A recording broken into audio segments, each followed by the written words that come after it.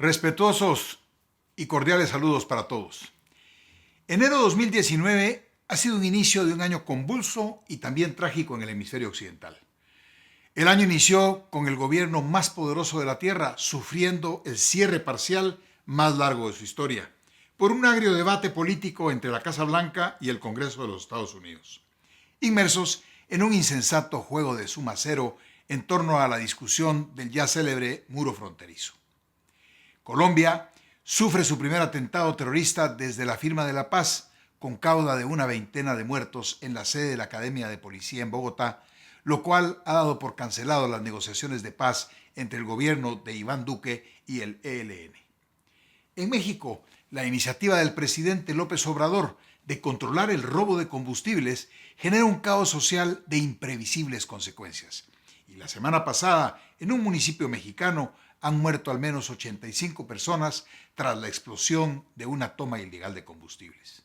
El pasado domingo, el periodista Carlos Fernando Chamorro anunció su exilio en Costa Rica para proteger su integridad física de la desbordada y criminal dictadura de Daniel Ortega y su concubina Rosario Murillo. Mientras en Venezuela, en un acto de desesperación, los servicios de inteligencia al servicio del tirano Nicolás Maduro secuestraban a la luz del día al presidente de la Asamblea Nacional, Juan Guaidó. En el evento político diplomático más destacado del mes de enero en las Américas, se produjo en Guatemala, cuando el gobierno del presidente Jimmy Morales dio por terminado el experimento de 12 años del paraorganismo adscrito a Naciones Unidas llamado CICIG, levantando alarmas en algunos países europeos y ONGs que habían venido cooperando con esa iniciativa instalada en el país centroamericano a solicitud del propio Estado guatemalteco.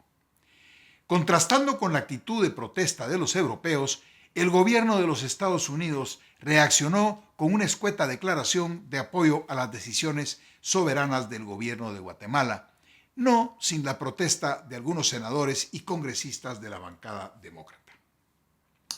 Lo ocurrido en Guatemala, si bien levantó alarmas de agria crítica en algunos reductos de la comunidad internacional, al interior del país no se produjo la protesta de la sociedad como las esperadas a la luz de las manifestaciones del año 2015. Es evidente que la decisión del presidente se produjo en un momento en que los guatemaltecos están agotados y convencidos que el actuar de CICIG transgredió leyes y produjo que las autoridades y la sociedad relegaran prioridades frente a una abstracta lucha contra la corrupción que no termina de rendir frutos, pero que sí ha traído una polarización muy fuerte entre los guatemaltecos que este año se preparan para renovar autoridades por la vía electoral. A mi manera de observar lo acontecido, yo me pregunto por qué cierta comunidad internacional insiste en que Guatemala mantenga vigente a este paraorganismo llamado CICIG, con el cual admite la intervención de su sistema de justicia y sede soberanía. ¿Acaso no han sido suficientes 12 años de laboratorio social fallido? ¿Por qué de 193 naciones miembros de Naciones Unidas, solo Guatemala debe someterse a la intervención para arreglar sus falencias? Es muy extraño, pero creo que es esclarecedor lo que recientemente escribió el respetado académico Carlos Sabino y que me permito compartirlo con ustedes de tal suerte que logremos comprender algunas de las razones de la cancelación de CICIG. Sabino nos dice: los motivos eran claros. La CICIG había politizado la justicia persiguiendo a unos y dejando a otros en la impunidad, enfocando su acción contra ciertas figuras políticas y empresariales con acusaciones que tenían poco fundamento, mientras pasaba por alto los posibles delitos de otros altos dirigentes políticos. Pero hay más. La CICIG había presionado para que cientos de esas personas permanezcan en las cárceles sin otorgarles beneficio alguno, en clara violación del debido proceso y los derechos humanos. Estuvieron utilizando testigos comprados y han construido casos penales muy débiles y poco justificados y en algunos casos falsos. En otra parte, Sabino afirma que el comisionado Velázquez había intervenido directamente en la política doméstica, presionando al Congreso para que se adoptaran cambios en la propia constitución del país.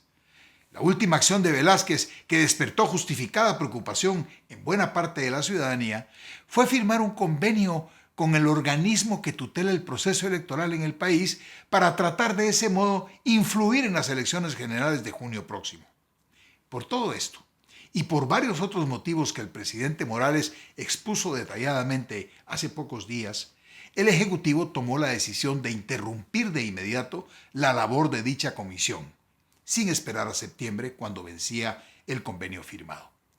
La decisión, a juicio de Sabino y de muchos, fue bien fundamentada y se basó en que las Naciones Unidas, a través de su secretario general Antonio Guterres, nunca respondió a los reclamos que Guatemala había presentado formalmente en los últimos 16 meses, donde solo pedía el relevo del comisionado Velázquez.